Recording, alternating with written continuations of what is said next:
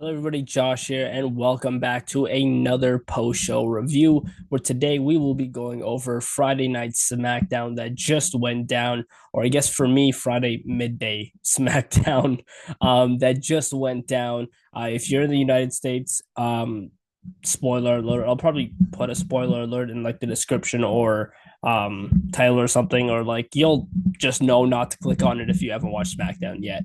But for international audiences, SmackDown just wrapped up. So yeah, we're gonna be going over everything that happened on SmackDown on August 22nd, 2025, in Dublin, Ireland. A fantastic crowd all throughout the night. It didn't matter what the match was, Dublin was just loving it. Like there was a few "This is awesome" chants that personally I didn't think needed a "This is awesome" chant. I'm like, this is all right. Um, but yeah, Dublin loved it, and you know what? If the crowd loves the show, then I guess you're doing something right. But it is their first, like SmackDown, in Dublin, Ireland, so they were just happy to be there, and I can't be mad at that. But here on the Kayfabe Central podcast, I'm going to break down everything on Friday Night SmackDown that went down, give some of my opinions here and there. So yeah, before we get into that though, make sure you guys are subscribed to the YouTube channel. My phone just fell, the same thing that I'm using for my notes because it just keeps going off. Um, but yeah, make sure you subscribe to the YouTube channel. Hit the notification bell so you're up to date with all the podcast interviews and videos and all that good stuff that come to the channel. Make sure you subscribe to the Ko-Fi page if you are able to. It would be greatly appreciated. It's $5 minimum to subscribe to the exclusive wrestling content tier. I posted my SmackDown analysis. Just breaking down the entire show, what to expect tonight, and all that good stuff on the Ko-Fi page earlier today. So if you want content like that, early podcast access, which I'm going to start doing soon, early interview access for when I do interviews, then go ahead and check out the Ko-Fi page. I promise you it'll be worth it. So if you were able to do that, then I would greatly appreciate it. I apologize for my dogs barking in the background. If you've been around for a while, you know they like to do this while I record. Um, but yeah, let's get straight into it. So we kicked off the night with Becky Lynch. She's from Ireland, so she came out. She was introduced by Joe Tessitore. I believe I said his name correct. I always I still don't know how to spell his name sometimes, and I feel like I say his name wrong sometimes. But yeah, he introduced Becky Lynch. Becky Lynch came out. She was like, "Oh, like Dublin's never had a live TV show here or whatever," and then began insulting Dublin, Ireland, and saying that they don't deserve it and all that stuff. Typical heel stuff. She wasn't going to be full on babyface. She's going to stick within her character. Um, Tiffany Stratton then interrupted. Doing the typical babyface thing. Oh, Dublin, Ireland is amazing. I'm loving my time in Ireland. Um, and so, it's kind of funny if like she's having a terrible time in Ireland and like she's just told to say that, be like, yeah, I'm having a fantastic time in Ireland. But yeah, no, Tiffany Stratton comes out, goes back and forth with Becky for a bit. Then Nia Jax comes out and tells Tiffany Stratton that she's focusing on the wrong person, that she should be focusing on her and not Becky Lynch, who doesn't even go here. Nia then attacks Tiffany Stratton. Jade Cargill then comes out and helps out Tiffany Stratton. And then Becky Lynch gets involved. Becky Lynch scrambles, gets out of the ring. Nick Aldis comes out, makes a tag team match for later on that night for the main event. So that's what kicked off the show. We had a backstage segment with Fraxium telling Carmelo Hayes that he did really good last week and that he's been impressive. And then they told him to watch out for the Miz because the Miz tends to steal all the spotlight. The Miz then came into the frame and was trying to defend himself, but then Carmelo Hayes defended him, and they're like, "Oh, Miz is the A-lister. He's the most accomplished guy in WWE, etc., etc." Putting the Miz over, and then just walked away from Fraxium. So little bit of a random backstage segment there, but it's just building, I guess, tension or whatever it is they're building between Miz and Carmelo Hayes. We saw a little bit of it though in the match following it, which was Melo Miz versus the Motor City Machine Guns, a match in which they won. Um, Melo hit. I guess he has a different name for it from what I heard, but he used to call it the first 48. I don't know if he still calls it that, and if I just misheard. But Melo, it's like the code breaker. Melo hits the first 48. But then Miz tagged in. So Miz was legal. Carmelo Hayes got distracted with fighting on the outside. Miz crawled in and stole the pinfall victory, picking up the win for Melo Dope Miz. So Melo wasn't that happy that, Miz tagged himself in again. So there's a little bit of miscommunication there that almost cost him the match. Where I can't remember who knocked him. I can't remember if it was Shelly or Sabin that knocked Melo into the Miz, but they ended up recovering and winning the match. So still a bit of tension there. I don't know when they're going to do the split or if they are going to at all. I wouldn't be surprised if they have this tension and then they end up winning the tag title still. I wouldn't put it past WWE. They've done things like that in the past. So yeah, but that was Melo Miz defeating Motor City Machine Guns. We had another backstage segment with Kathy Kelly interviewing interviewing Jimmy Uso, congratulating him on his baby with Naomi. Sami Zayn comes into the frame and congratulates him as well, gives him a hug, saying, the kid always has an uncle, Sammy Uso. Solo Sikoa and the MFT sent into the frame and says pretty much that like Sammy, isn't really family and Jimmy should name the baby after him. And Jimmy said, no yeet to that. So that was that. And then Sami Zayn told Solo Sikoa that he should be worried about holding on to the United States Championship and that he's not dealing with underdog Sammy, he's dealing with WrestleMania main eventer Sammy. So seems as though Sami Zayn's chasing that United States Championship and just completely took him out of the chase of the world title, which I didn't see him winning anytime soon the way it was going. And now that he's on SmackDown, I don't see winning it anytime soon either. Even more. We follow that up with Piper Niven defeating Charlotte Flair with some help of Chelsea Green. Alexa Bliss was not there. I thought she was going to be, but I completely forgot about last week where Piper Niven, did that splash on her. And so in kayfabe, she's not medically cleared, but she'll be okay for next week to defend the titles. So that's wrestling, ladies and gentlemen. Sometimes it just doesn't make sense, but we have to watch it and just enjoy it. I guess not everything has to make sense, right? Apparently. But yeah, Alexa Bliss wasn't there, so Charlotte Flair was on her own. The numbers game got to her. Piper Niven picked up the victory, and that was that. Backstage, we had Michin approaching Kiana James and Julia once again, and Michin was like, I want the United States Championship. I want a shot. Kiana James is saying, you have to go through me first. And Michin says, I have no problem doing that. So, I guess we're going to get Michin first, Kiana James. It seems what it's going to be. I didn't think they were going to have Kiana James wrestle at all, but it seems as she might. And it might happen next week. I don't know if they announced it for next week. I think when they were announcing the card for next week, I was more focused on like coverage stuff and my notes and all that. So I don't know if they had announced that or anything. But that was that. We then had a promo with John Cena. John Cena came out, had the ring announcer do the announcement like the Never Seen 17, all that good stuff. Before Cena can get a word out, Logan Paul interrupts. They go back and forth on the mic for a little bit. Some personal things were said. Cena mentioned that Logan Paul has lawsuits and all that stuff. And then ended with an attitude adjustment. Logan threw a punch, got caught in an attitude adjustment, and that was the segment. So pretty much what we expected from this. We knew Logan Paul was going to interrupt, and we knew it was going to end with some sort of physicality.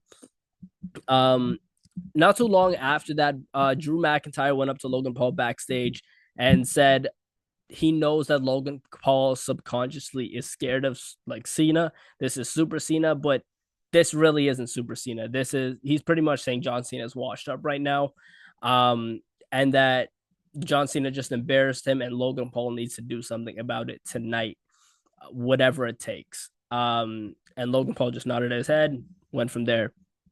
Um, After that was the Street Profits, Angelo Dawkins and Montez Ford, defeating the MFTs, JC Mateo and Tonga Loa. Now, here's something I will throw my opinion out on.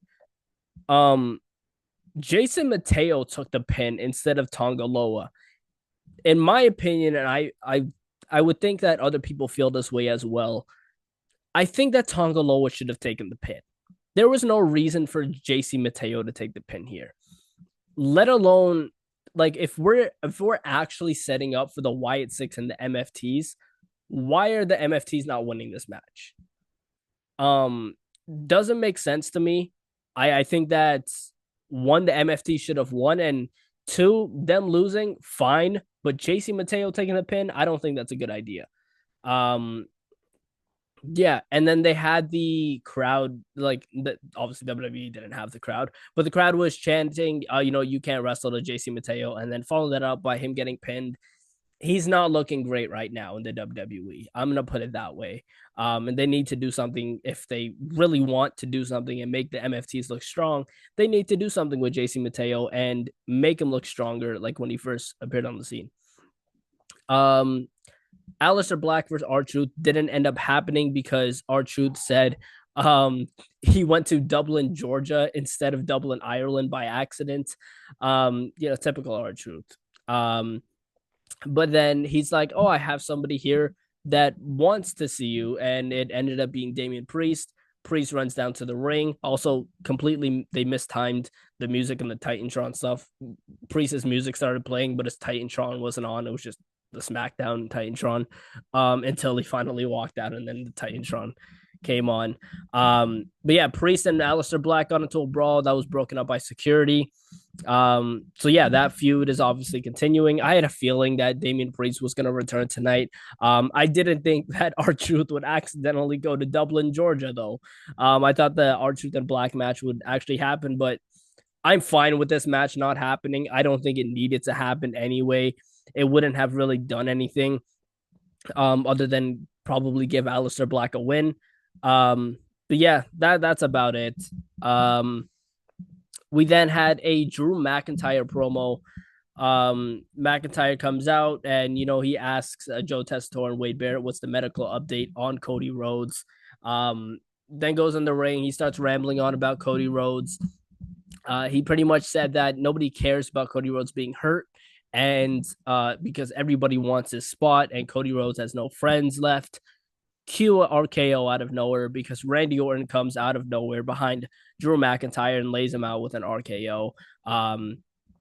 Yeah, as soon as I posted my TikTok reaction to this moment, it was absolutely hilarious because as soon as he said no friends, I'm like, it's gotta be Randy, because he was rumored to return at this SmackDown. So yeah, Randy Orton appeared. Maybe we'll get a Drew versus Randy match maybe next week, sometime down the line. Yeah, pretty cool segment there. Drew and Randy, they're both great. And it's always fun seeing Randy Orton give an RKO to somebody. So yeah, fun segment there. We then had Jade Cargill and Tiffany Stratton versus Nia Jax and Becky Lynch. Now, from the minute this match was announced, I didn't have any interest in this match, and I think a lot of people are on my side with that. I'm just so, and my phone fell again. I am just so over this Tiffany Stratton and Nia Jax thing, completely over it. And here's what annoyed me just a little bit more. So towards the end of the match, Nia Jax ends up tagging and being the legal person, but Jade Cargill goes after Becky Lynch. Anyway, Becky Lynch ends up leaving the ring and leaving Nia Jax alone. Jade Cargill and Tiffany Stratton get the upper hand on Nia. Tiffany hits the BME, the moonsault, then tags in Jade Cargill to hit a frog splash is what we're gonna call it because that's what she attempted to do. And then Jade Cargill gets the pinfall victory. They went out of their way to have Jade Cargill pick up this pinfall victory when they could have just been like, okay, Tiffany picked up the win over Nia. Nia, what do you need a one-on-one match for? We don't need this one-on-one match. We don't.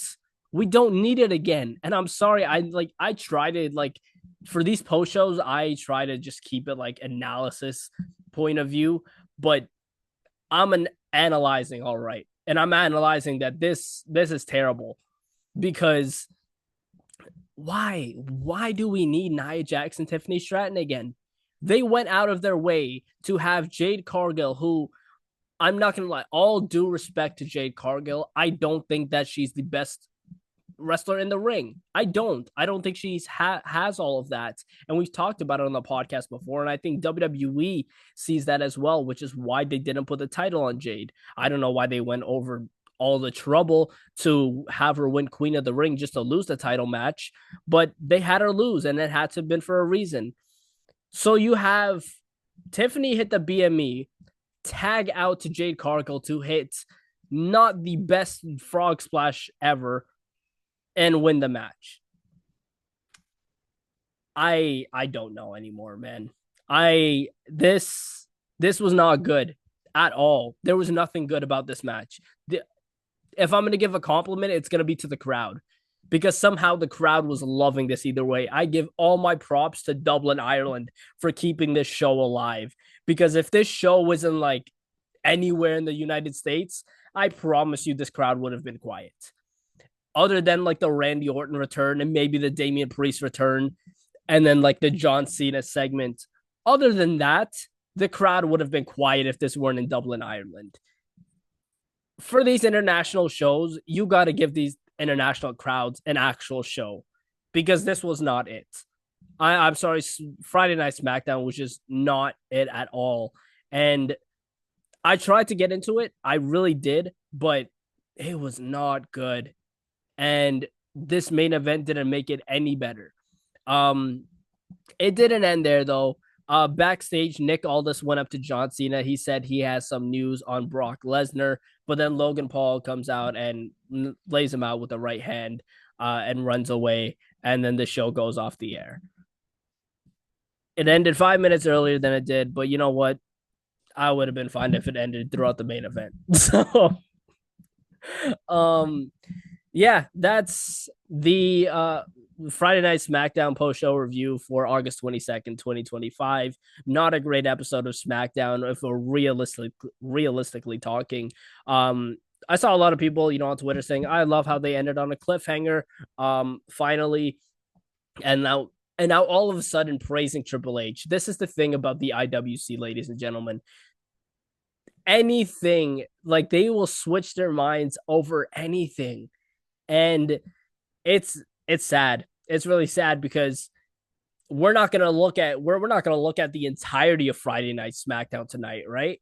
We're just gonna look at how the crowd reacted, and we're just gonna look at how the show ended. We're not gonna look at what happened from between I guess my time from 3 o'clock to 5 o'clock or to 4:55. We're not gonna look at that. We're just gonna look at what happened what the crowd was reacting and what happened at the end of the show. The rest of the show was not good. Even the John Cena and Logan Paul promo, I didn't enjoy. I'm going to be completely honest with you. It was nothing. There was nothing to it. It was the same simple talk. Oh, the heel throws a right hand. The babyface hits you with his finisher. That was it. There was nothing interesting that happened on Friday Night SmackDown tonight. And if you are in the States and you're watching this and you're on the fence about watching SmackDown and you really want my opinion, you can find whatever happened on TikTok and you'll be caught up in that way. You don't need to go through the hassle of watching the entire show. But yeah, that's my rant about Friday Night SmackDown. Let me know what you guys thought about SmackDown tonight, and what you guys think is is gonna happen on Monday Night Raw. What you guys think is gonna happen next week on SmackDown. Yeah, let me know all of your thoughts. You can let me know in a plethora of different ways. You can let me know in the comments on YouTube down below. You can also let me know on our Discord page. We have a Discord server. Um, me, Rue, and I believe Stu is in there as well. So you can join up the Discord. You can, throw in your predictions for wrestling pay-per-views, PLEs, anything you want to talk about, whether it's wrestling or non-wrestling. We have a chat for non-wrestling topics as well. So you can go ahead and do that as well. You can also go to the Kayfabe Central website. I have a comment section over there. I also have a newsletter section where you can, type in your email and you will get notified anytime I post a coverage post or an article or anything along those lines. So a plethora of different ways. So let me know in your opinions. And I also have like a little group thing on the website as well where people can join in and start a little community over there, which I haven't really promoted. But yeah, you can also go ahead and do that. Leave your comments over there as well. So a plethora of different ways to leave your opinions. I always love hearing them, whether you agree or disagree with anything I say. But yeah, that is your SmackDown post show review for August 22nd, 2025 in Dublin, Ireland. And I will see you guys in the next one. Take it easy.